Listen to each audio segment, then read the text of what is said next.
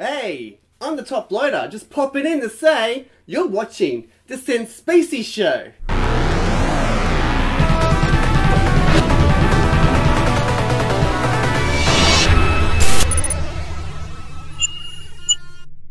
Since Spacies. Guess what, don't you know? It's the Since Spacies Show. Guess what, don't you know? It's the Since Spacies Show. Guess what, don't you know? It's the Since Spacies Show. Guess what, don't you know? It's the Since Spacies Show. Guess what, don't you know? It's the Since Spacies Show. Welcome to episode number 12. Guess what, don't you know? It's the Since Spacies Show. Guess what, don't you know? It's the Since Spacies Show.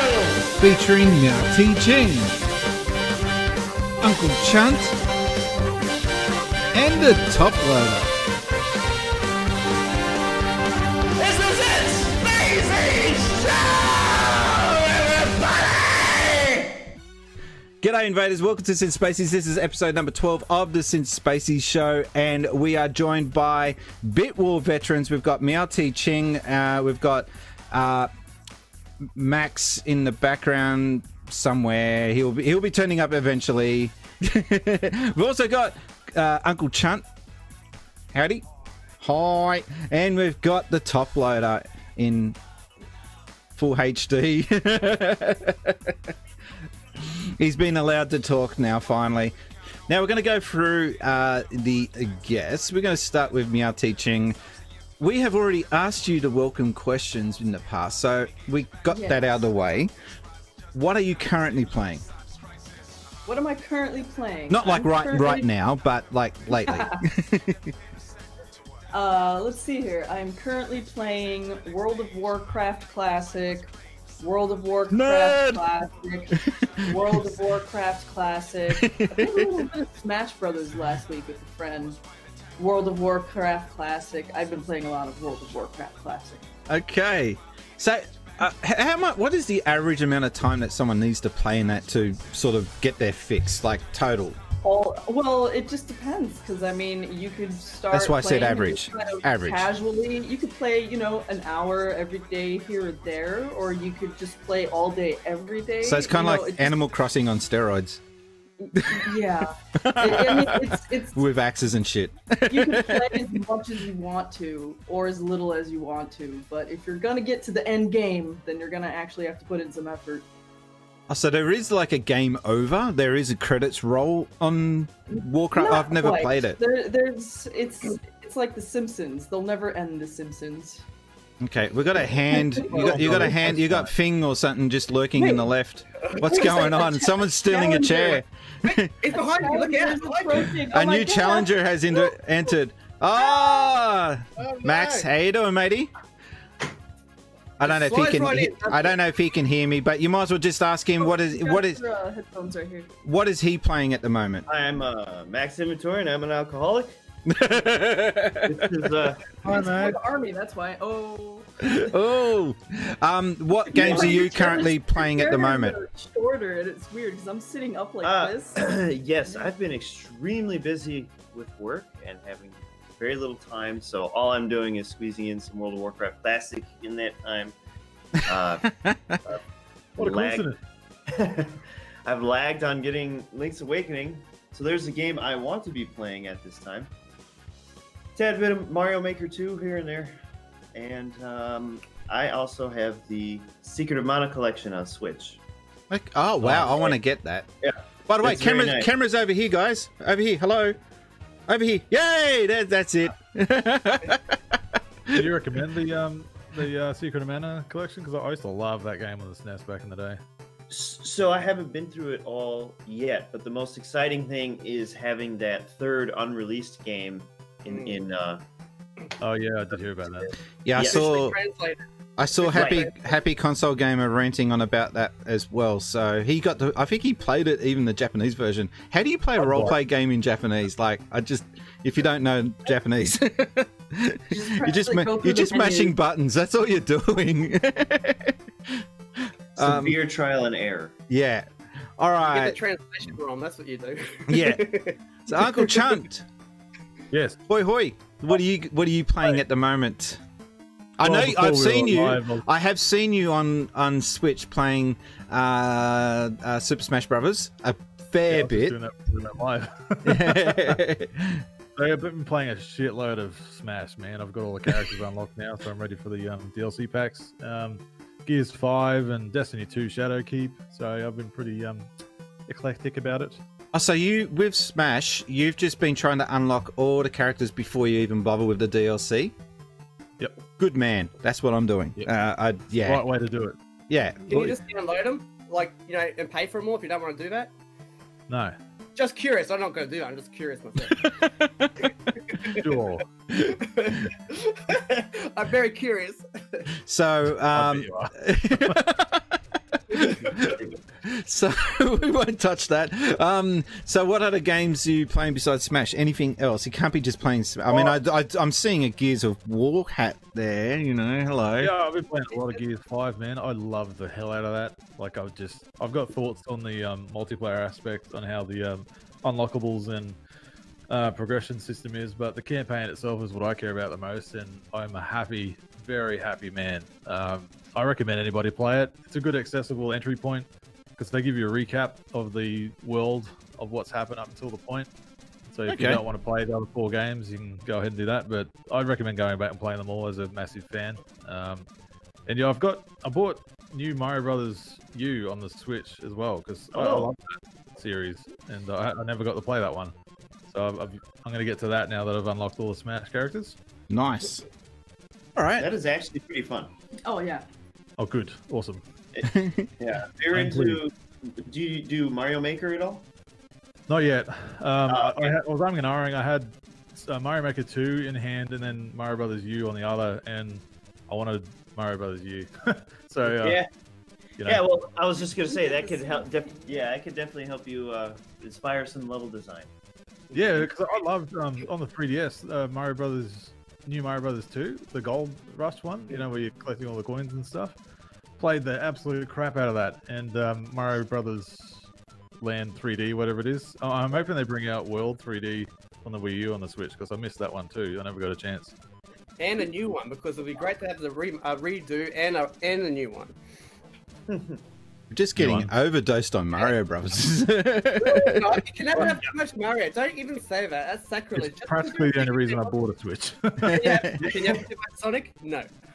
Well, okay, well, actually, even as a Sonic fan, I can say yes when they release games like Sonic 06. But anyway, and Top Loader, what are you playing currently at the moment? What games are on your radar?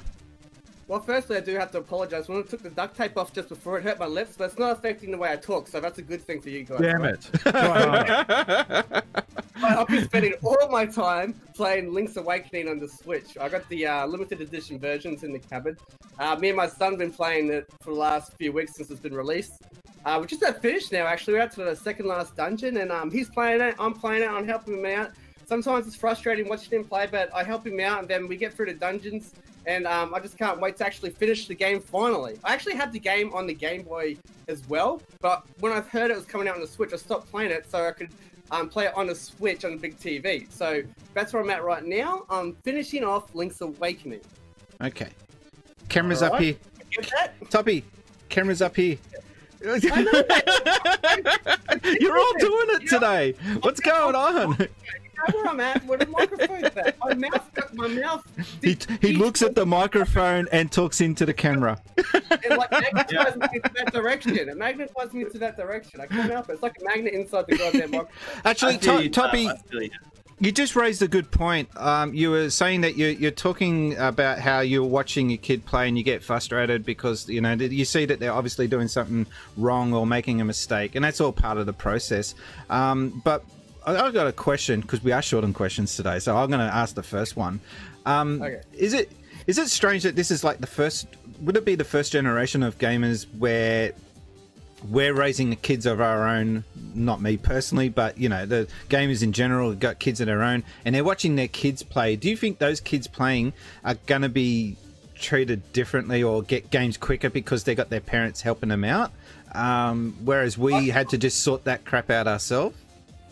I can honestly say that it does both good and bad. Because when I do help him out, sometimes he's unsure of what to do, especially in Link's Awakening. He watches me play a lot, then he'll do it, and he'll keep asking me, and I'm like, that's why I get frustrated. I'm like, no, Benjamin, you've got to try and work it out. I use his full name. That's how frustrated I got. I said, no, Benjamin, you've got to try and work it out yourself. However, in other games that he did play himself, he's really good at, where I've had no influence, he's actually very good at. So I would say definitely, me helping him does not help him at all. He's just got to try and work it out himself. And when he does very well. Because, you know, when I was trolling through the arcades as a kid, you know, I didn't have a parent or anyone older there saying, no, you got to do this or you got to do that in the game. You just had to suss it out yourself. Meanwhile, you're coughing out 20-cent coins or dollar coins, depending on where you were.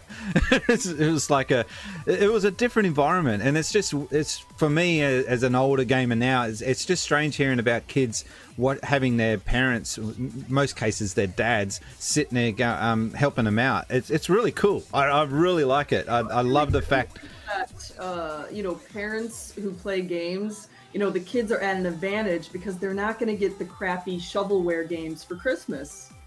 Will they?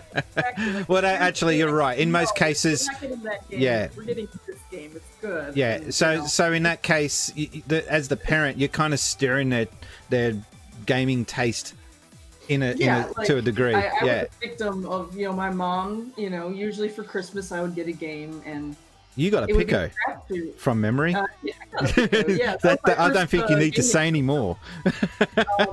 It's a Sega. It's a Sega Pico. But it was always a crapshoot with her, because it was like she would either get me something really cool, like, oh, I got Rogue Squadron one year for Christmas, or there was another Christmas I got Porky Pig's Haunted Nightmare. Good wholesome family game. Game of the year. Oh, everybody has that. Well, did you get the second one or the first one? The third one wasn't as good, I thought. I can't tell if he's serious or not. Well, you know, I heard in the third one he gets turned into bacon. So. Oh, dark. That one sounds brutal. So I'm just going to touch on the topics, on the chat, I should say. We've got a few people lurking in the chats now. I can't see at the moment any other chats except Twitch. So anyone that's watching on YouTube or on Facebook or on Mixer, sorry I can't respond to your chat. Normally on a normal stream I can, but when I'm talking, I can't multitask that much. Come on. I'm only male. I haven't been able to read the comments, but they are. While you guys were talking, I was just making them. Look, there we go, making them come up in the stream on the fly. So I think we should get to the first question. Before we get to the question, I'm just going to let you guys know that yes, I've been playing Link's Awakening. I've been playing a little bit of the Sega Mega Drive, just a little bit. God, that's a sexy bit of kit, and also the Japanese one down there. So that's been keeping me occupied. Don't really have much time for gaming lately, though. Tell me about it. And I'm so sad I haven't picked one of those up yet. Same. Word is, I don't know if it's just an Australian thing, but word is that they are very limited, more limited than you probably think. So you might want to get on that. And that's not. Out in the US yet. Are they out in the UK yet? Yeah, we're gonna buy one right now. I gotta go. Yeah.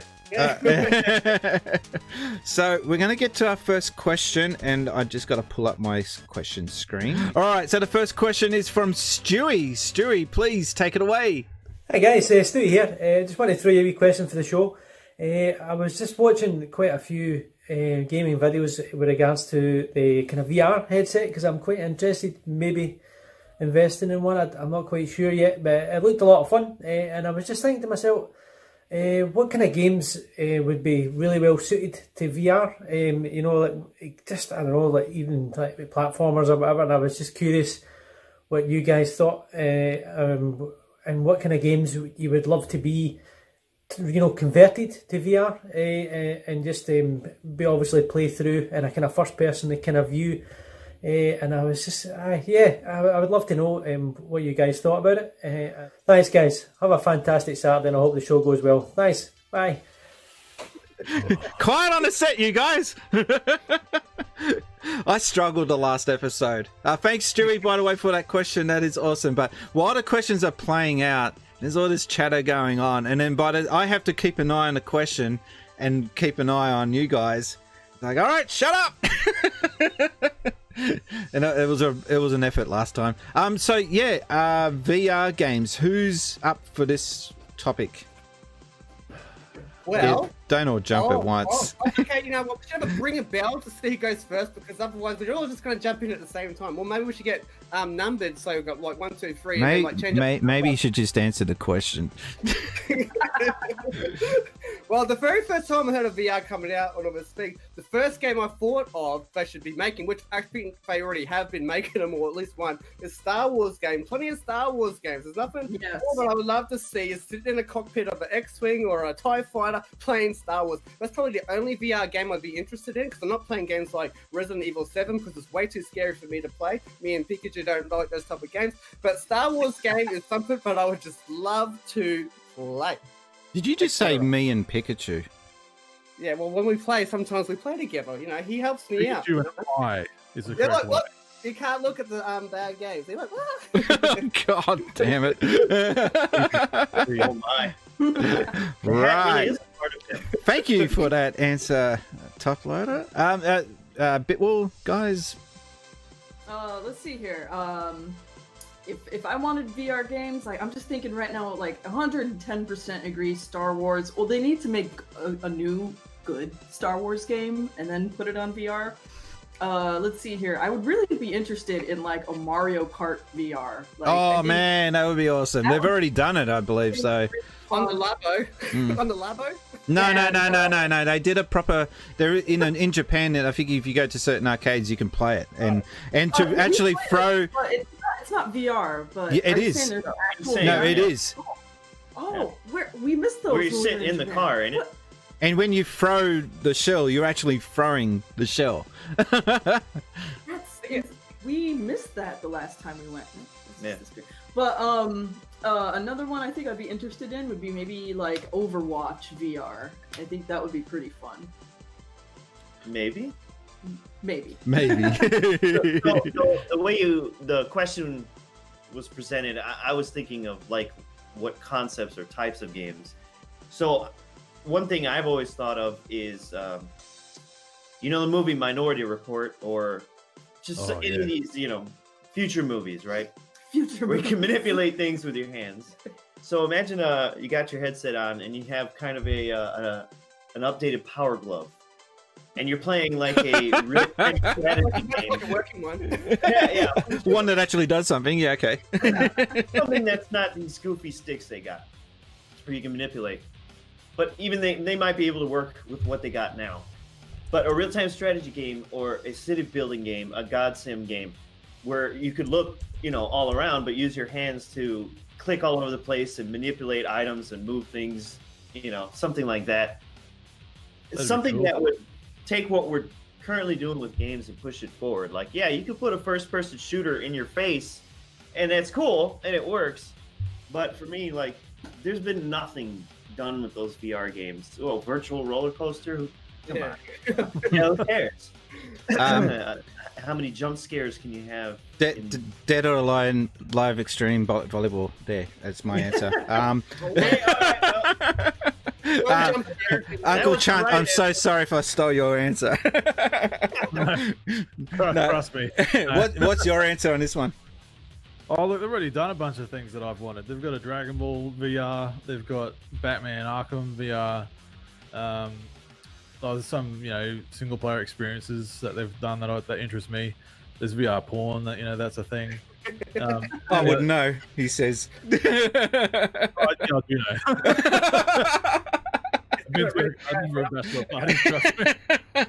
know. Your browser history is just vile. VR. My mate, one Bucks night a while back, he used his PSVR and he put a bunch of 360 videos on his console, and it's compatible with some of these adult videos, and yeah, it was an interesting experience. And you just had to try. But otherwise, I'd love a Gears of War VR game.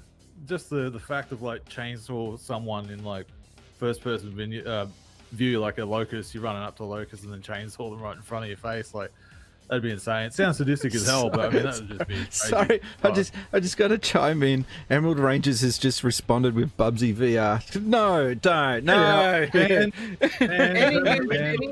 Any new Bubsy game's worth a try, at least. It's worth shooting. Oh, can you just burn that already? That's filth. Filth. Do you know why it's sealed? Do you know why it's sealed? Two, one open and one sealed. Actually, I like to keep it in how it was when I first got it. It reminds me of how it was when I first got it. Yeah, Gears VR, please. All right. So I agree. Doom VR? Sorry, what was that? Well, that's the thing. Uncle Chunt, did you play Doom VR? No, I'm not pleasured enough to have a PlayStation. I'm more of an Xbox guy, but I saw enough of it where I was pretty interested in playing it. The whole fact of getting around, like looking and zooming across the room, I don't know how that goes, but I've heard that's actually what really brings it down. I haven't tried it, but so I don't know. For me, it's like if we're gonna do that with VR, I need to have like the the Steven Spielberg movie. That should be my Ready Player One. Ready Player One, which I still haven't seen. Yeah, actually, I think it's a fun adventure movie, but I need that whole VR setup. I need the track to run on in order for me to, for it's all to make sense. Because otherwise, you're just putting a screen up in your face. And you get to ride in a DeLorean and actually drive it. I mean, how cool would that be? Yeah, but you've also got like a feedback bodysuit to where you actually feel like you're in. Didn't they bring that out in the 90s, the feedback bodysuit? Where you could actually like... Yeah, there was that speaker. It was a backpack, and it was just a big speaker you put on your back. What a time to be alive. If they did how that would feel, if they had a Mortal Kombat game with that, how that would actually feel to force feedback of, you know... Oh my God. What if they like slightly electrocuted you? Yeah, no. Okay, that's where I draw the line. As soon as any electricity's involved, I'm out. They don't make you want to play really good. Get good or die. Pain or pleasure is a matter of the dose. My answer's more, I guess, admittedly boring, but I used to like adventure games. Yeah. Don't knock it until you tried it. No, I want to see more games where you got to try and search for clues to get out of a room, and you got to actually look through the room and find. I've already done a couple of games like that, and they're fun. I actually just like interacting with the environment. Games that, like, when you touch a something on a shelf, you can knock it off the shelf. Anything that is there, you can move and interact with. That's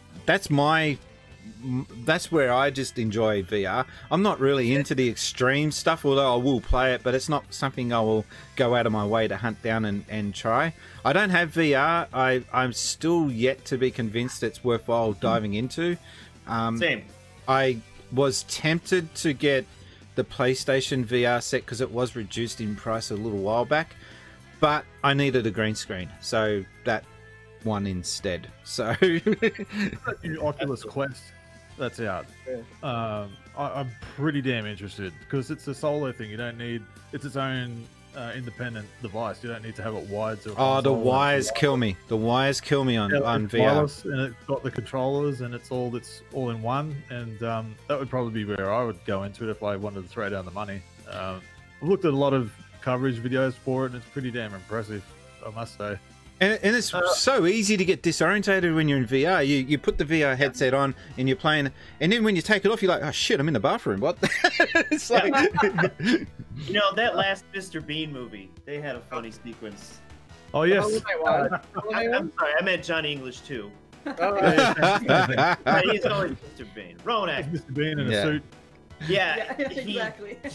They try and train him to infiltrate this place, and he has the VR headset, and somebody leaves the door open, and he's going across the street and beating people with baguettes. It's pretty funny. I gotta watch that now that you mentioned that. It was pretty decent. Not as good as it. Question number 2. Take it away, Tommy. Speaking of the devil. There's some real ugly sides to the world of gaming. There has been for a long time, and there probably will continue to be. Been one of the worst things to happen was the WHO branding gaming addiction as a psychological disorder. A lot of people jumping up and down praising it, the other side completely demolishing the idea, branding it as a load of hogwash.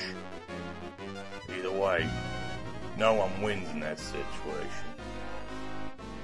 Was it the right decision? Is gaming addiction a psychological disorder? Or is it just clear evidence of people with no self-control, who desperately need some help real quick smart, some of them? So you tell me. Gaming addiction, psychological disorder? Or just people that have no self-control?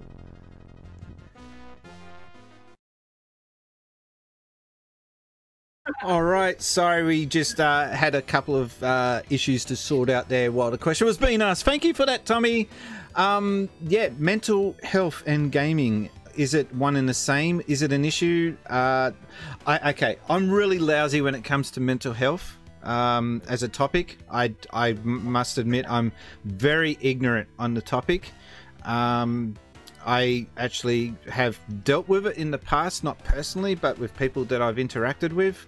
And it's a case of I put a sign up just saying, I don't get it. I'm at least honest enough to say that. But I don't knock it, I don't mock it, I don't make fun of it. And I do understand that it is an issue that affects certain people. Sorry we're getting all dark on you here, but Tommy, this is your fault. You've raised the topic. but it is something that I think... it is something that can affect some gamers. Has gaming ever taken over your life to the point where you just freaking need help? I shouldn't laugh at that, but there are times where, I think when I was younger, it was a case where I need the games. I need the games. And I actually made a reference when I got interviewed with IGN. And there was one line that I said in the interview that made it to the article, and it got a bit of flack in the comments. Not a lot, but a bit. And I said that when I used to buy the games back in the 80s, I used to have to go to the post office. I used to have to send my money order away and then wait a week. And I said I used to wait by my mailbox like a junkie waiting for their next hit. And that's how big gaming was for me back then. And people didn't like the junkie reference. And I don't know. I was just trying to make an analogy to get people to understand how dependent on gaming I was. Has anyone got a take on this, like mental health and gaming? Well, this is a multifaceted question, because mental health differs for the person. True, so, totally. From my point of view, like, we've all had some kind of crap going on, right? So mental health, whether it's general life or just problems you can't deal with, as far as it relates to gaming, mental health could be the addiction side of it. Like, from my point of view, the mental health aspect with games is my escape, like, from crap, because there's some stuff in life you just can't control and you just need to turn off. And if that's a video game, that's what it is for me. Even if I just put it on easy mode, all I need is something just to switch off and play without a challenge, because you get some points in life where just life is a challenge. So it's, you know, too much of a challenge sometimes, and you just want to play something simple like Minecraft, or not that it's, you know, it's not a derogatory term to say it's simple for simple people, but like just an easy, relaxing game, like Mario. Like, it's an easy game to play, just to chill out with. You don't want to be doing Twitch shooters or, you know, RPGs with stats that you've got to consider, and, you know, life is full of all that kind of shit. So it depends on how you deal with life. At some point, you do have to face it. That's the thing with mental health. Otherwise, it'll just eat you away. Like, I've actually just had another kind of roll-on effect in the last couple of months that I had a break, some time off, and I'm feeling great. You know, I was able to face a few things and tackle some things and realize a few things. So gaming is an escape, but you do have to face your demons eventually with mental health. If you just leave it there, it's just going to get worse. So I do understand people where they just play games to escape from life, but you can only do that for so long, because the real world's still going to be there. I think a lot these days they have a lot of problems with addiction with games like Fortnite. I think they're having a lot of issues with kids like they can't stop them from playing Fortnite. I've been playing games my whole life, but I always mixed it with sport as well. So I had both games and sport. And totally. I've been playing games all my life, and I turned out fine. There's nothing wrong with me, but I can see anyway. Sorry. Okay, that's my take on it. Anyway, I always like to mix it up personally. But like I said, these days, I'm not young myself right now, obviously, as you can see. But I do know, even in, I think, Korea, they had like a, I'm not sure with Fortnite, but just like other types of games where they got like a big, where people are getting addicted to the games. Like game addiction's a real thing now. I don't think it was really a thing when I was growing up. I never really heard about game addiction growing up. But we had a lot of sport. I feel like I was playing lots of sport and games at the same time. So that's my take on it. And I don't know what it's like now for a younger person, apart from what I can see in my own son. But generally, in the general population, and I can only go on by what I've heard in the news personally myself. I'm just going to get to the topics, so to the chat. I always have issues with referring to the chat. Yeah, looking at the chat here, there's a couple of... this is the first time, I think, in one of my shows that we've got some really good input on the chat. We've got Goffioso. By the way, welcome to the stream, Goffioso. Welcome to the stream. So he has chimed in saying, yep, I almost lost a job due to The Sims 2. Had to uninstall because mentally I needed to know what The Sims were doing. Wow, that's full on. Oh, we got Seabass has given us 500 cheers. Thank you very much. That's awesome. huge thank you for that. We've also got Gaming Emerald Ranger saying that gaming makes me feel sane because of how effed up the world can be outside. Tommy's saying that he asked this to see other people's opinions on it because at one point I was addicted badly at 14. 14's a rough age though. You can be addicted to just stupid things at that age, and it all depends on what kind of support you got around you and how you will work out. Again, I would say if I can throw up a two-lane street, you know, there's the dark side and the light side, and like Uncle Chunt touched on, that for all the coverage, and you know how the media goes, right? If it bleeds, it leads. Everyone likes a good dumpster fire, whatever. But there are, especially at this time, literally millions of people playing games. There's no way that we're all negatively affected by it. So they never want to cover how positive gaming can be and has been for people's mental health, if you want to say it that way. And like you said, being 14, I mean, I've been playing since I was alive, basically. And day one out of the womb, smack, it's a boy, right? Where's pretty Fortnite? Much, yeah. Here's an Atari Joy-Con. So joystick. So I would say it's like at 14 and whatnot, games kept me out of trouble. Yep. And maybe being inside and trying to beat Chrono Trigger for that 13th ending, wasn't always the best thing to do. But hey, it kept me out of trouble. It inspired my imagination.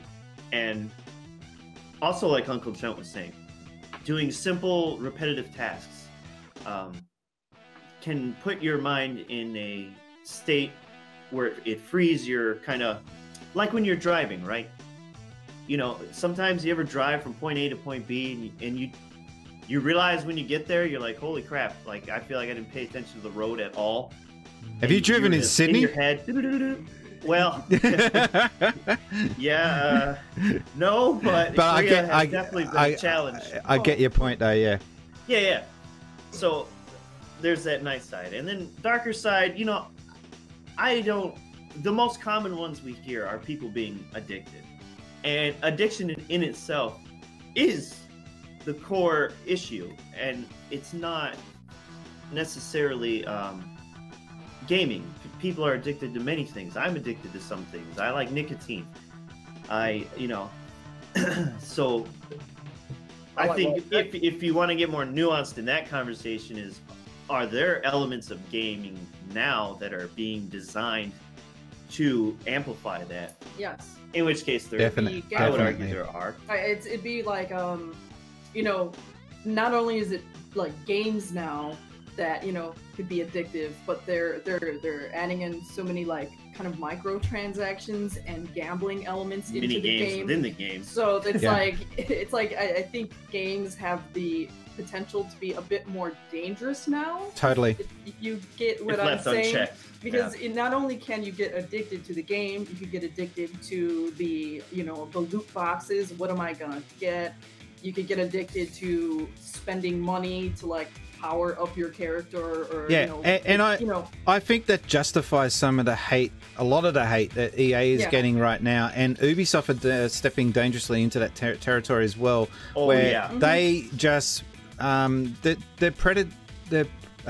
preying on that, and that's really sad to see that these guys in suits in a corporation are trying to milk the best amount of money that they can out of people that are basically vulnerable. Because it's like not only are like we're talking about AAA game industry right now. Like the indie games probably don't have this as much, but AAA gaming. If you guys watch Jim Sterling or all, but AAA. But you not only are you paying for like the developers and the people who program, who do art assets, but you're also paying for like an entire psychology team to develop what is the most addictive. You've got people, like you said, in suits with different kind of psychology degrees and STEM degrees, whatever you want to say, and they are being paid to find out what makes people tick. How to push that pleasure button. Like they do and restrict that. Like study groups and focus groups. What is going to be the one thing that people respond to? A Pavlovian response. I was just gonna say. So I think that could definitely be extremely dangerous, and that's not a good way for gaming to go, because back in the day, all you had was the game, and all you had was the programmers. You know what I mean? And this happens with television shows. They know how to pace a good one, knows how to pace the certain events, and then you drop the commercial break. It keeps you watching. The Japanese are experts on that. Stinger at the end. Oh, yeah. Yeah, the Japanese in particular. Netflix shows are built that way. They're built to be binged. Like, as soon as you watch one episode, you get just enough to the end where you're like, oh, I need the next bit. Just one more. Yeah. Stranger Things, I'm looking at you. So just recently, Ubisoft have, I don't know the name of the game, but there was a game that they're just about to release that they announced what kind of microtransactions were going to come out, and one of them was an item that you can pay for to eliminate the need to grind that element of the game. So you're basically paying to avoid having to play the game. I think this is occurring in this current Ghost Recon. What is it? Wildlands. That was the one, yeah. So like that, and so Ubisoft have backflipped until this is all coming. Yeah. So Ubisoft have backflipped on it and said, well, no, we're going to remove that. But there's the issue is that they can always remove it now while the media is paying attention to it. By the time that people have forgotten about it as a topic, which I really strongly emphasize that people don't take their eye off this. If Ubisoft slowly leak that back in the game as an option, as a feature, surprise mechanic, if they implement that back into the game, they deserve all the flack they get, and they deserve that game to be. I normally don't encourage people to do this, to go in and bombard Metacritic with poor scores, but that's one circumstance where I think a protest is kind of validated. It's Call of Duty Black Ops did this recently, the last one. Everything was pretty cool on its release, and then only within a few months, the tiptoe. Yeah, so what they do is they adding it. So what? And they got away with it. You look like you were milking a cow just then, which is essentially what you're talking about. Yeah, but game gonna play. But I was just going to say, what they do is they release the game in one format on day one, so they get their scores from Metacritic from the professional reviewers, and then they wait for that to all die down, and then they start implementing these crap mechanics in the game that bring the experience down for a lot of people, but people pay because they want to grind a level up on whatever character or whatever it is they're doing in the game, and they do it at that point because it's not going to affect the Metacritic score. The Metacritic score has been locked in concrete because that was the professional review score that's locked. So then after those that, opening weeks, we've sold the majority of copies. So then they can just go nuts and then go and put these things in, and it's so manipulative that it's just really evil. And I normally don't sit on a soapbox with these kinds of topics, but this is one thing that I look at and I just shake my head thinking these guys really, I don't know how they sleep at night. It's just bringing the industry down. And I hope it stops. What's that? Sorry? Are you a fan of EA then? No, I'm not. I used to be. I used to really love EA. I thought EA was one of the best companies going around. Great. Half the titles up there were Mega Drive classics from EA, and they've just changed as a company to become this scumbag company that really needs to look at themselves. Trip Hawkins has actually kind of defended what he said about how EA is now, because I saw him in an interview on a podcast where he discussed this, and he actually said he thinks it's a good thing. I'm thinking to myself, I don't know if it's actually a good thing for the industry. I personally don't like it. So surely, like, there's other people that don't realize what's actually happening. Like younger people may not exactly realize what's they're getting screwed a little bit. You know what I mean? Because I think there's a FIFA game where you can pay to get better players in the FIFA game. I think I'm not a FIFA player. I'm just going by what the interview said. I'm thinking, well, how can that be a good thing? If you're a kid, you got no money, you can't afford to pay for better players in say FIFA. How is that fair? Like, if you're playing online or whatever, how is that fair? Shouldn't it come down to how good you are? It's like you do something in the game to make it, you unlock something, not actually just pay for it. And I don't know, you kind of defended how they were doing that. And I thought, I don't know, hey, like, that's, if I was a kid, I would not be happy with that. But I don't know. There's a comment. Go on. So this is a concept, because it triggered my memory here. You said young people. This is a comment I've discussed with her about, is that one reason I believe, and I don't have any insiders in my pocket, but why I believe that they believe they can get away with this is because of the development cycle of games. 4 to 6 years, roughly, right? This is kind of what the modern, other than your 1 year turnaround. Well, that's a AAA. That's a AAA, yeah. Yes. But 4 to 6 years for a pretty good game. And you got to think, someone who was 14 and maybe couldn't play your game or afford your game is now 18 or so when it comes out. Someone who is 10 is now 14. So you're always opening up to a brand new market. And those people who are 10, 11, 12, 13, 14, whatever, they didn't play Super Nintendo game. They don't remember don't know, most of them, what it's like to when we would put a whole complete game into the system, push power and start and play. No downloads, no microtransactions. So you know what I'm saying? If they're creating a new normalcy bias or whatever the right term would be, that this is the way games are. You know, they have phones now where they're downloading free games. But I do believe though we've kind of moved away from the original topic, which was about. I can't remember what it was now. Mental health in gaming. But I think it was kind of related in the fact that the big executives, etc., are just preying on the mentally ill. I think because these people, someone's just mentioned in the comment, Emerald Ranger says, didn't one of the Ridge Racer games have $1 million DLC? I would be interested to know if anyone dropped that money on that. Wow. That's a mentally ill person. Recently, this guy spent $100,000 on a game recently. Yeah. So it's preying on the people that have this addiction. Like, there's an addiction, and then there's a connection. So like, there's the connection that leads to the addiction. So there's something there that people have this connection to what it is, the feeling they get when they keep spending the money. They get this endorphin of like, sweet, you know, that's good, and then the next one, like particularly loot boxes. So like, definitely a mental health problem, because I know for a fact that I've been withholding with Gears of War. Like, I'm a massive Gears fan, but I'm not going to spend $30 on a skin pack for 8 weapons. You know, like, that's one of the problems I have with the game. Whereas, like, I found myself going, those are nice, I would like to use those, and I've gone and actually sat there and thought about it.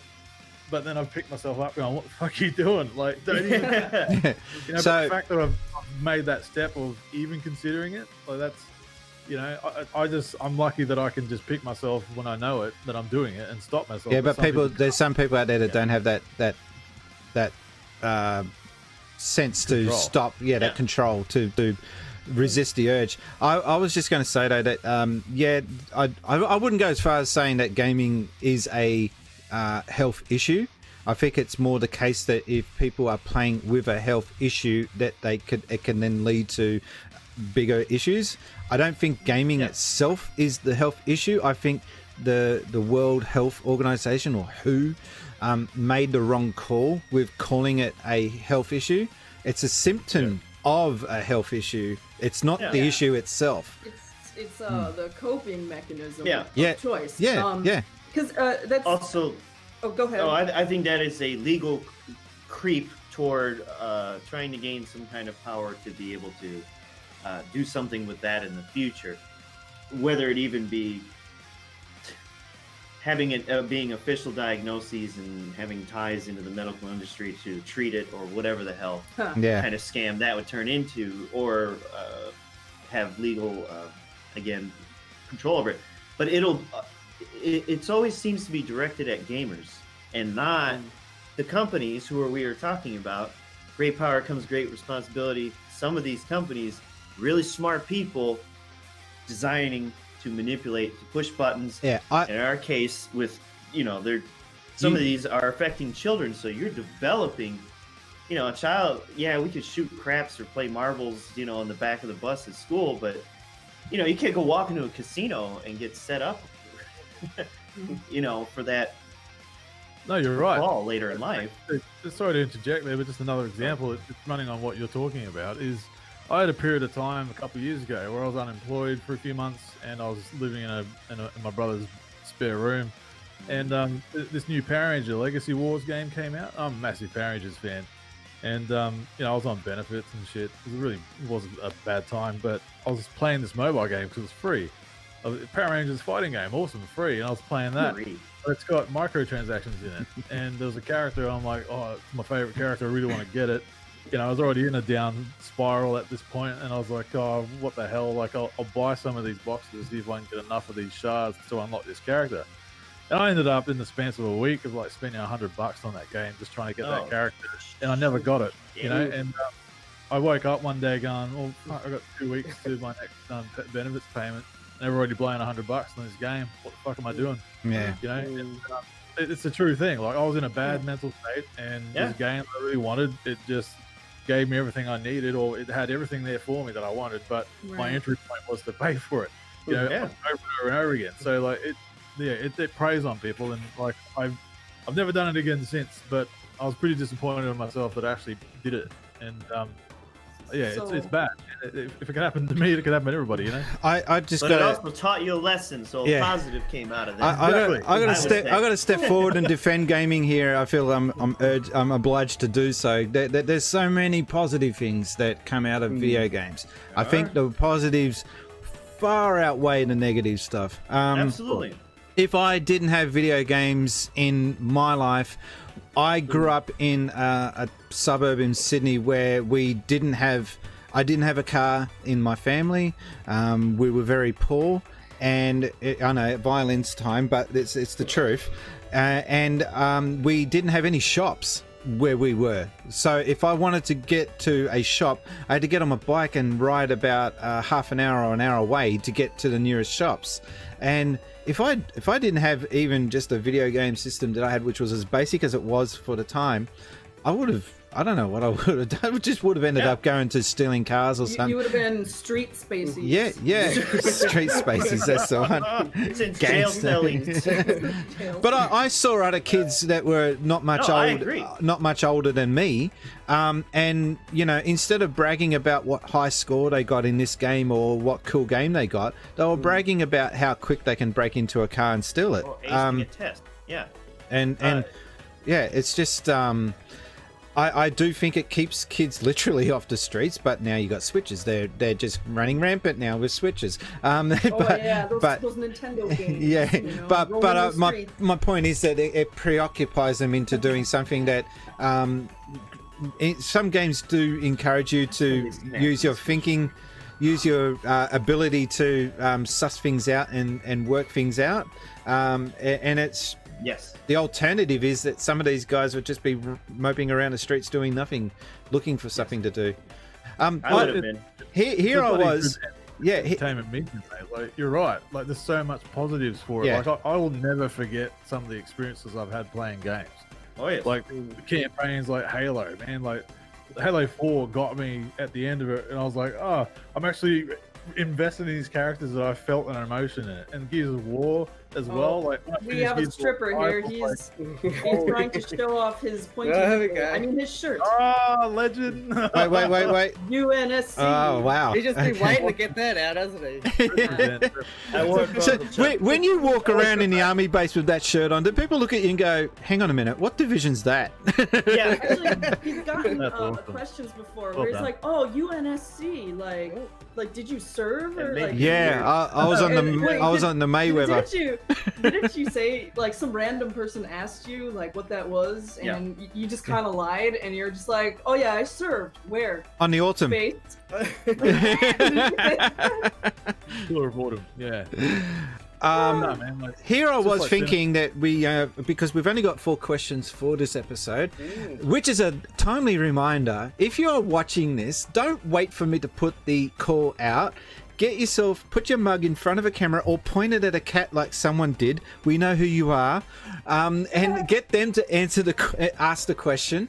So don't be scared. Don't be scared. I've had a lot of people go, "Oh, but I've got a face for radio. Am I pretty enough?" You know, like what I'm saying is that a lot of people are nervous in front of the camera. Yes, that was Since Spacies singing. But I was just saying that a lot of people get nervous, and I don't think that it's. I think it's very. It's something that's easy you can get over.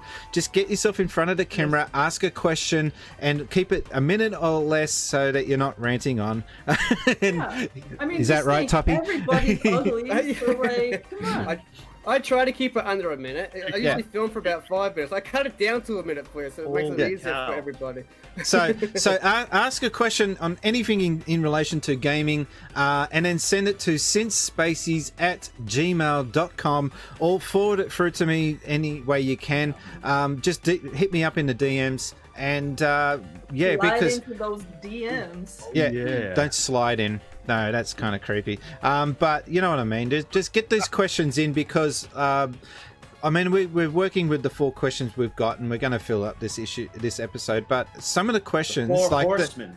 Hell yeah. But some of the questions that we get, there's so much work that goes into them, and it's so cool. And I just would like to get you guys. So that's the difference between the Since Spacies Show and IGN. IGN read off a text that someone's prepped them for them, and that's boring. I like to have you guys feature on the show. That's why the Since Spacies Show is different to everything else that's out there at the moment on YouTube. You are the one that asks the question. But thank you very much for that, Tommy. You put a lot. Tommy actually spent 4 days on getting that video together for that question. So he was kind of getting distracted with becoming an uncle. So there's that. You could also make it say it's YouTube. It's not YouTube. It's YouTube. We're putting the U back in tube. Yes. Yeah, we're putting the U back in tube because we kind of lost it. Because it's now becoming Corp Tube. What we want you to be, Tube, really. Holly Tube. Hollywood Tube. Yeah. Holy tube. Holy tube. So we're going to get on to, this is question number, wow, we're only up to question number 3.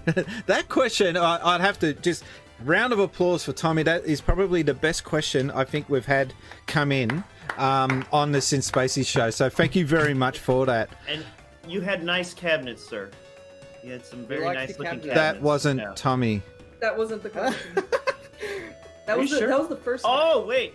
All right, you had a nice hoodie. You had a nice hoodie. Sit down. Oh, you are. All right. Question number 3. I've got to get to my questions now. Like a fumbling old man here. Here we go. Retro Kaiser. Oh dear, here we go. Oh yeah. Retro That Kaiser, ought to be please take it away. Hi, this is Sam from Emerald Rangers, professional video game reviewer and Pokemon card collector. And while I'm busy scratching my puss, say hi to the camera. Hello! Now, when I look up YouTube videos, often I find some very interesting topics. But before I could click on those said videos, I find myself incredibly annoyed by some of their thumbnails. For example, sometimes when they...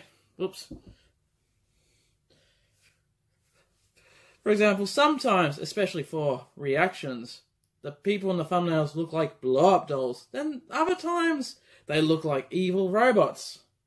So even as serious as some of those topics are, I still find myself too annoyed to watch their videos because of their thumbnails. Now, do you have the same problem? And if so, what kind of thumbnails annoy you the most? So I was going to point out to Retro Kaiser, thank you very much for the cat, for the cat, very much for the question. Thank you for the cat. That was debut. What you do in your own time, okay? But I was going to say that you're almost as hairy as that cat, almost. Yeah, I tend to not do many clickbaity thumbnails, but I get told that I should. I just can't bring myself. I have done the odd, you know, or you know what I mean. That's clickbait. That's as clickbait as I get. That's your clickbait. No. What's the one where you're pointing at something in a big circle? Yeah, that's another one. Who's okay? I reckon we should name names. Which channel has got the most annoying thumbnail, clickbaity thumbnails? Well, he was. Should I? If he's been a guest on your show. Do it. Still say today. Do it. I Name like and shame. Smash, but some of his texts, man. Like even though I know what he's saying in this clickbait, I already know what it is when I'm clicking on it. It is. I like the guy, but sometimes like that Mega Drive one he put up a little while ago. How he I'm not buying it. Yeah. That he got a lot of flack for that. I knew what it was. And then he makes up another video to apologize for the next video, and I'm like, oh, I don't know. It works for him, so you can't. It's a grey area because it actually does work. So maybe he's the right one to do it. Yeah. Like, I can't bring myself to do it though. I can't bring myself to do it.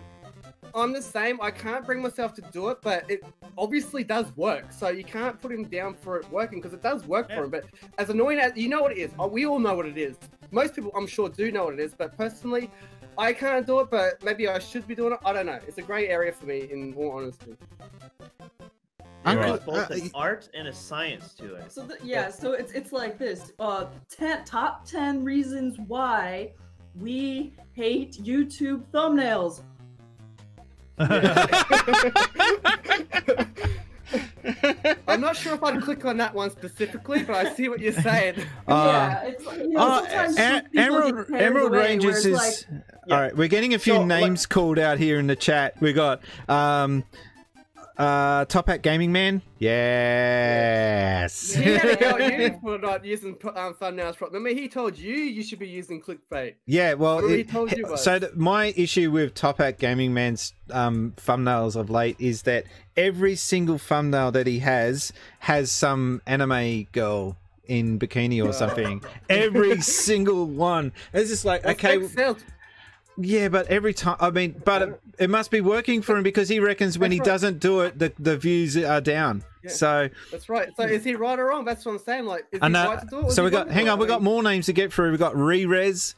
Yeah, naming and shaming. Re-Res is. I actually don't mind Re-Res. I like Re-Res as a. Nice. He's a very nice fellow, yeah. Or at least he seemed. I've never talked to him personally, but he seems very. He was the one that encouraged me to start doing topical videos rather than just doing general videos. So I don't mind Re-Res. Metal Jesus Rocks, well, yeah, he cops a lot of flack. But his thumbnails aren't clickbait. His thumbnails aren't clickbaity. No, I don't think they're that bad. Maybe they are. I don't watch a lot of his shows, so. But I do agree with you, Toppy, that Smash JT loves the clickbait. Just go to the trending tab on YouTube and you look at all. Don't avoid. No, don't. That's the way to go. Do not go to the trending. It will make you sick. Yeah. I really get annoyed, truly, with like the thumbnails where it's like they have like 2 or 3 things circled, and then there's like arrows pointing, and it's like, and you look at like what's actually circled, and you're like, what you missed in the new Star Wars trailer? Yeah, and it's like Rey, and like her nose is circled, and there's arrows pointing at her nose, and you're like, there's nothing in the video to do with her nose. What's about her nose? And then like there's absolutely nothing in the video, but exactly like. That's the biggest problem with it, though. It's like you don't know what's a good video and what's not a good video, because, like, my thumbnails, I try to put what's in the video. Obviously, it doesn't work as well as others, but that's what's so annoying about it. It's like I don't know exactly what the video is going to be about when they do that, and that's, I guess, that's why you click on it, because you're like, what are they talking about? And that's the trick to it, isn't it? Like you said, it's the science of it, isn't it? Yes. Well, I mean, there's two things. There's the actual functioning element to it, but then what most people consider to be clickbait, the common accepted term of that, is when either or both the thumbnail and or the title do not accurately represent what is in the video. So on one hand, I don't think there's anything wrong with using anime girls define trends or techniques that are working, that have been proven to work. I mean, we've gone into this with creating our thumbnails, right? Yeah. And if you look at ours, I don't think anything of ours is really obnoxious at all. But we actually do spend a fair amount of time considering what kind of font, where the placement of the text is, colors. We do minor things where if we do use our faces in the thumbnail, there's color correction. We do even small detail work to make whites of your eyes pop, because it works, because Uncle Chunt, are you doing any of this? Because I'm not. People like to see faces and I think sometimes you see another human being's eyes, you connect a little bit more with that, and I think that's why the face thing got so popular. Have you seen the completionist thumbnails? I think he does the best thumbnails ever, because he must spend money on doing his thumbnails. I don't know if you've ever seen them, but it tells exactly what. I'm pretty sure he has a crew. Yeah. Production team, for sure. You look at his thumbnail and you just see quality in. That's what the thumbnail says. I'm not. The show is too, but I'm just saying the thumbnail looks quality. So I'm clicking on it because it looks quality before I even click on the show. And his thumbnails are clickbaity in a different way. So I guess you got different levels of clickbait. So people do it all different kinds of way. And for me, that's a good way of doing it. I think the term clickbait. So that's what I'm saying is that's not clickbait, because that thumbnail represents like, what the video is. Like, that's an advertisement. That's a well-designed thumbnail. Yeah. Or if you go back 10 years, every thumbnail had a pair of tits in it. I remember those. Yours? He's clicked on a few thumbnails. You clicked on a few, have you? Video. And was there tits in the video? No, there wouldn't be. See, that's the problem. It's not the fact that it had tits on the thumbnail. It was just there was no tits in the video. False advertising. I hope I got a lot of dislikes for that. I don't go to a strip club and want to see dongs flapping around in my face. So a lot of the thumbnails that you see when you search thumbnails is shot, expression, all this kind of stuff, and YouTuber face. I've done it once. A little bit of, but I would say more in a kind of mocking sense. Okay, here's a challenge for your Spaces. You can change the thumbnail, but you should actually do one of it just once. Just do it and change it the next day or something. Just see if it works. Just as a challenge. No, because that won't be a successful experiment, because the first 24 hours of a video is the most crucial part of that video's life, as I guess you could say. After a day, it's lost all relevance. Well, that's the best time to use it then. That's what works. Apparently, from what I'm going by, that's what works. So that's when you want to try it. That's why I said after the first day, change it, because you know what I mean? That's what is working for people apparently. Like you said, it's the first 24 hours, but that's the type of clickbait that people are clicking on. I think the thumbnail that we got for this one, for this video, is actually really cool. Top marks, by the way, for Uncle Chunt and his photo. At first, I was not sure how to get that implemented into the thumbnail, but with a bit of work and a bit of fire effects in the background, the thumbnail is going to look awesome. So by the time this goes up, you'll see what I'm talking about. But yeah, I'm trying to get a little bit more creative with the Since Spacies Show used to be just circles with the stars in it, and it kind of worked for a little while, but I do want to make them a little bit more creative moving on. That's why I ask for photo. Do you know what? When I have some guests on the show, just asking them for a photo, so much effort. I just want a photo of you, dude. What do you want a photo for? What do you want a photo for? I'm trying to sell you. I'm trying to push you. Yeah, I'm trying to give you at least 10 to choose from, so you've got a good variety of what to go for, and you can choose the one. So when I do the Since Spacies Show, when I have guests on the show, they're not just guests. They're not just guests. They're stars. The people that I get, I look at them as stars. So that's why I want you guys to promote yourselves. Yeah. Anyway, this one is the last question, and that is it. 4 questions, and we took so long to get through them. Now, this one is... I was too busy looking at thumbnails. There we go. All right. This one's actually... now, anyone that's watching this live, I do apologize in advance. I might even have to add subtitles on this one in the post-edit. Do your best. Brian, take it away. Hello, Spacies. If you couldn't tell, I'm already getting ready for Halloween by the mask. Hope you can actually hear me alright. Because I sound muffled to myself anyway. Anyway, the question for this time around anyway is a simple one. It's one that Tutler brought up about the people who I know made Bubba's 3D prior. Surprise, isn't it? That's complete 180. Anyway, do you know a developer that actually developed a bad game but wanted to make a game they'd be better known for? For better or for worse, mostly for the better. So we all know that all developers can have a second chance and actually come out swinging. Hope you can answer the question, Spacies, and anyway, top loader, if you actually watch this back, I'm surprised they made this. I grew up with this. I think I didn't grow up above the 3Ds. I was doing a nightmare. Take care, Spacies. Smooth as. Thank you, Brian, for that one. Okay, for those of you who are watching and sitting there going, what? Oh yeah, and there was another kitty in that one too, Goffio just mentioned. The question was, which gaming company has gone from being a company known for releasing turds to actually releasing gems? That's probably the best way I can sum that question up. I'm going to go first, because I know Toppy's got an answer. Do you? Yeah, well, the one we were discussing before. Yeah. So, Sony.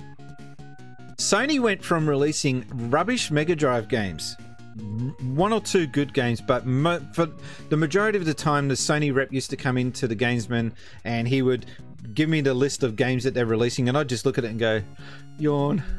You know, there was a lot of games that they were releasing on Mega Drive and Super Nintendo back in that era that were just absolute crap. And then they went and announced that they're doing this thing called a PlayStation. And they just changed. Like, they just made me stood up and go, holy crap, this is a company now that means business. Where did they come from before releasing this rubbish, and now all of a sudden they're releasing or supporting games like Wipeout and all these other games that were awesome on the platform? So that's my answer. Sony themselves. They just went from being very ordinary in the gaming world to dominating. So you guys? We've all got one. Let's pick an order, shall we? All right, Bitwar. I told you before we're going to ring bells, remember? How about American Friends? How about they go first? Ring the bell?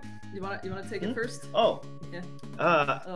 So, just from my memory, you know, Blizzard, often known as Warcraft, StarCraft, now Overwatch, Diablo. But back in the day, they made a couple games that I would say almost no one cared about. And they also, for a short time, had some license, do some games. One which was, I remember god awful, and it was for Super Nintendo. At least that's the version I played. I think it came out on Genesis and Mega Drive, and it was Justice League Task Force. If you remember that. How dare you? I had to look it up because I couldn't remember. That is an awful fighting game. That is terrible, terrible. And even the Death of Superman was like. Oh, I remember not liking that either. I thought it was.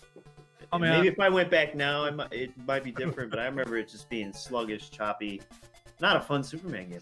Thanks for having me on the show, Brian. It's been great. Oh, so what? Did you actually like that game? Is that? I love both of those. Just ignore Uncle.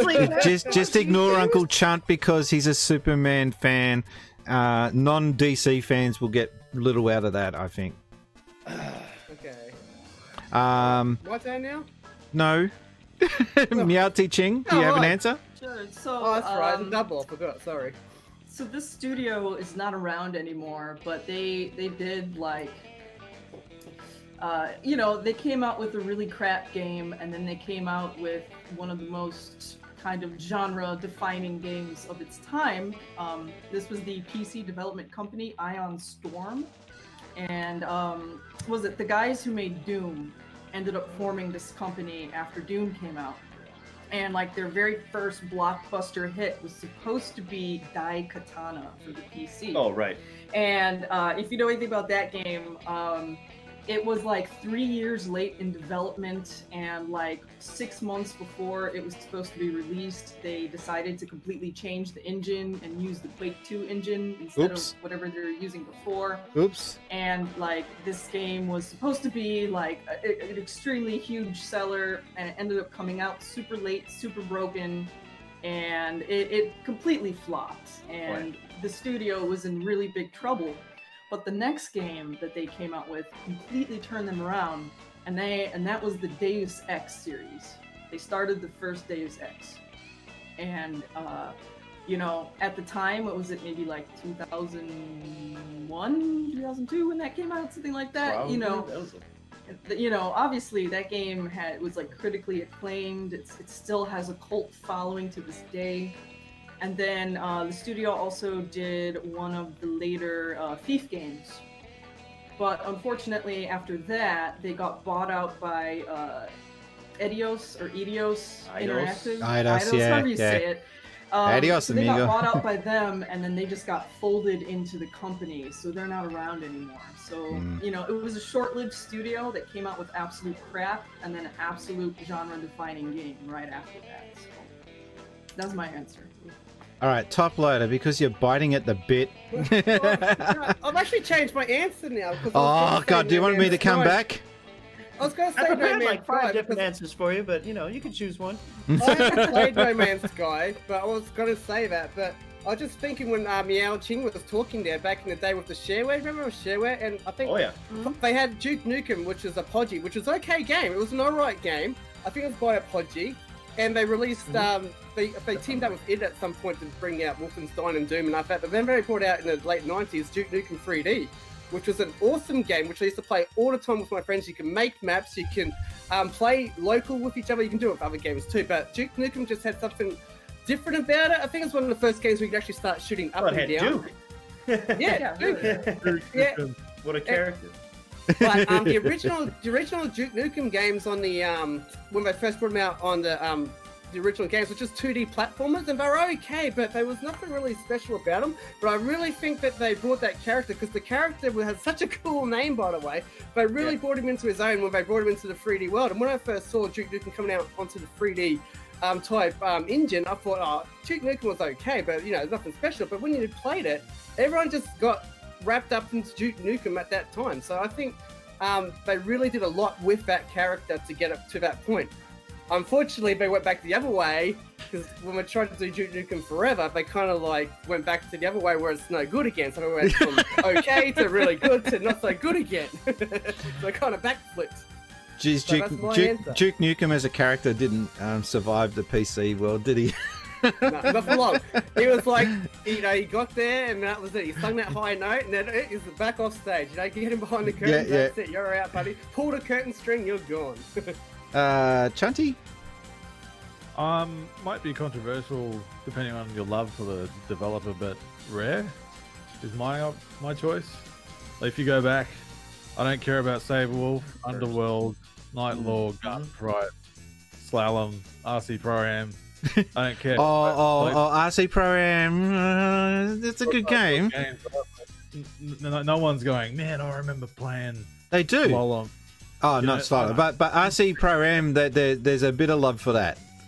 Making a general comment, but like, no one gives a shit. And then you get Battletoads, and then Battletoads, you've got Killer Instinct. Then you got Blast Corps, Banjo Kazooie, Jet Force Gemini.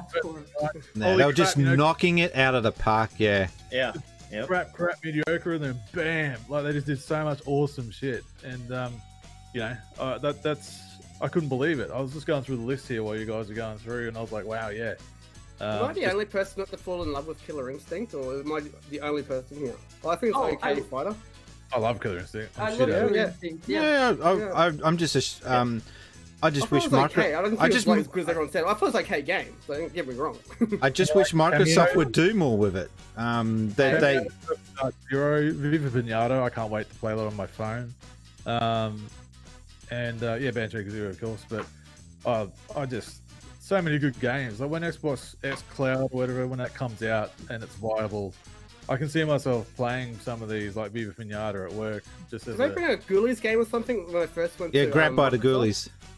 Grab by the Ghoulies, was that good? Was that like... It was it was okay, but it wasn't up to their usual standard. Like, it wasn't unforgettable. It was forgettable. It's to a degree. Do you think Nintendo... I don't know. I don't understand why they got rid of them. Like, they own 49% of them or something. Or, was that it? They own 49% of them. They sold it to Microsoft. Is that the story? That's correct. Yes. Yeah. And it was quite a large sum of money too. But is that what that's not the story though. The real story is what happened to him after that. That it's just like just sit him in the basement and make Kinect games. Yeah. Best of the best. Maybe Nintendo had some insider, information on that. Like, hey, some of these top guys want to leave. Yeah, so I suspect that there's more to it than brains behind the operation. Yeah. So let's sell it. Go ahead. Yeah, go ahead, Microsoft. Go ahead. Well, now we've got Playtonics and we've got Ukulele, so everything worked out all right. I still don't love Ukulele. I got it for free on the PC, and I still yet to get around to playing it. And I just see so many lukewarm, reviews on it that just makes me go, I don't know if I'm going to like it. I usually like the mediocre games that most people hate. There seemed to be like a lot of collecting. I'm sure that's how the original games were, but I never really played them. But I bought the game, but I just can't get past the collecting of them. Hey, the new one's apparently excellent. Yeah, because they're going more towards the Donkey Kong Country route. Yeah, I can't wait for that one. Guys, thank you very much. I didn't think we'd get, with only 4 questions, much out of this, but we've been recording now for an hour and a half. So, yeah, I know. So, I'm just going to go through and give you guys a chance to just tell us quickly what you got coming up. Is there any plans for your videos, Bitwolf veterans? Anything you want to reveal? Dear Lord, so before I got stuck on having to go away for a bunch of work, training, I've got like 4 videos in the pipe. They've got rough edits. They just need to go back and get some fine edits on the Square Enix Osaka Cafe in Japan. We went to the Square Enix Cafe in Osaka, so we have a video on that. Silverball Planet Pinball, also in Osaka. Seoul Comic-Con this year, 2019, whatever the year is. There was another one too. There's another video that I had. Was there any loot boxes in the Square Enix Cafe? Like, just asking. No, just really expensive. Yes. You know what you're getting, and it comes with a price tag. What else? We kind of took a little summer vacation from the podcast, so August and September. Dear Lord. we didn't have a release. August, we had a friend come and stay with us for a while, so that was off the start table. of me going away. And then September, he was away for so much in the month, we just didn't do it. So October, sometime this month, we will have a new podcast. We'll be back from summer vacation, and you know, I gotta try to start streaming more again, because I'm blaming my friend for all of this. She came and stayed with us for a few weeks, and it just threw everything off. So, like, I just really haven't streamed that much since she's, you know, left. Did you archive that stream with her? You know what? It was archived, but like Twitter deletes them after a while. I mean, Twitch deletes them after a while, so I have no idea. You should go see if you can rip it. So she actually did a cute, funny stream with her friend who doesn't really play Pokemon, maybe a tiny bit, and they were going through Pokemons and seeing if she could name like them. we were playing Who's That Pokemon? Yeah.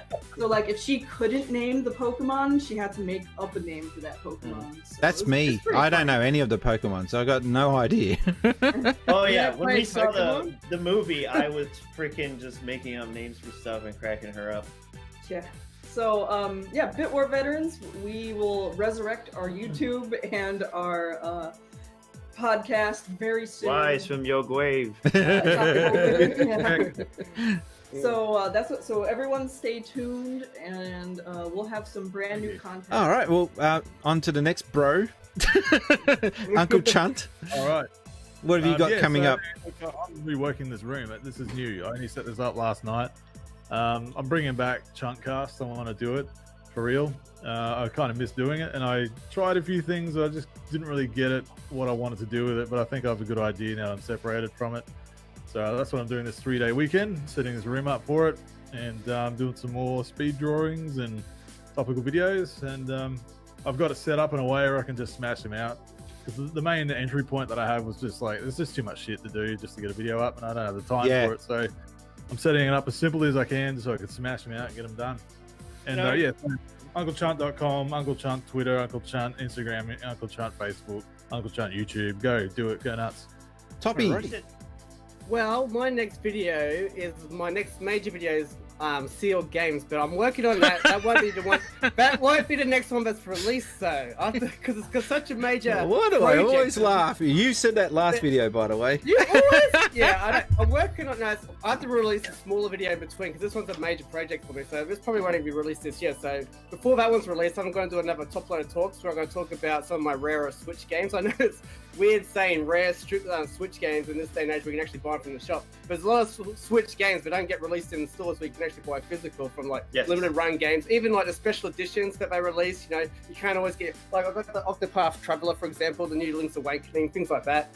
So that's my next video that will be released as a top load of talks video. But my next major release video is going to be based on Sealed Games, and it's going to be a major project. All right, so really and that's been episode number 12 of the Since Spacies Show. But before I do go, I just got to mention that it is less than a week away now from when I will be in PAX, standing on stage with the other ex-Sega staff members, talking about back in my day when I used to be playing video games. No, we're going to be talking about what it was like to work on a video game hotline, and that's going to be at PAX in... I think it's 6 days now. I'm waiting for my little countdown. You guys are becoming like superstars now. That's great. There's some Fab Four going on. Yeah, and you should totally, Spacies, you should totally be like, oh, and you know, 2 of us were on the Bit War Veterans podcast. Right. That was my big break. Yeah, if it wasn't for that, we wouldn't be doing it. All right, well, that's been an... And by the way, before I go, I do want to just say a huge thank you to the comments section, the live chat, that is. When I started doing, another bloody gaming podcast, and then later the Since Spacies Show, I never had this going on at the time. And this has become like the... Well, we've got, 3 guests? This is like the 4th guest. The chat in itself. So big thank you to everyone that's been chatting away there. I do apologize that I can't get to your chats while on the show, but I do appreciate it, and they do come up along the screen there as we talk away. So huge thank you for that. Guys, thank you very much. My name has been Brian, and I've been gaming since Spacies. Thanks, guys. Bye. We gotta fade to black. Keep waving like the end of Sail the Century. They all wave forever. Wave, keep waving. I don't get a car. No prizes on the Since Spacies Show.